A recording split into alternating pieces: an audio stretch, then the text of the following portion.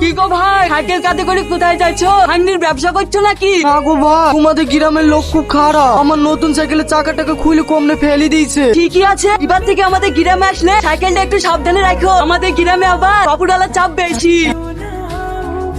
লে ধর শাড়িটা পরিলে। তোমাকে বলছিনি আমি এখন বিয়ে করব না। ছেলে সরকারি চাকরি করে, এরকম সম্বন্ধ আমরা আর পাবো না। আমার শাড়িটা পরিলে। কি গো, কতক্ষণ লাগছে? বুড়ি শাড়ি পরা হলো? হ্যাঁ বলছি আসছি। তোর আব্বাকে তো ভালো করে চিনি। তাহলে ধর তাড়াতাড়ি শাড়িটা পরিলে।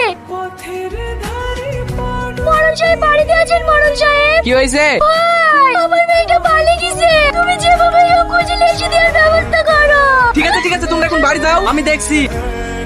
দরকার হয় আমার ছেলেকে বিষ খাই মেরে দেবো, তবু ওই মেয়ের সাথে আমার ছেলের বিয়ে দেবো না। দিতে না বললে হবে? তোমার ছেলে আমার মেয়েকে ভুগি ভাগে লিখেছিল, আমার মেয়ের দুর্নাম হলো না? দেখ, তোর ছেলে লেগে আমার মেয়ের দুর্নাম হয়েছে। এখন ওই চাকরিওয়ালা ছেলে আমার মেয়েকে বিয়ে করবে না। তোর ছেলেকে আমার মেয়েকে বিয়ে করতে হবে। আর যদি বিয়ে না করে, তুই আর তোর ছেলে এখান থেকে জানলে বাড়ি যেতে পারবি নি। কে গঙ্গায় ভাসি দেবো।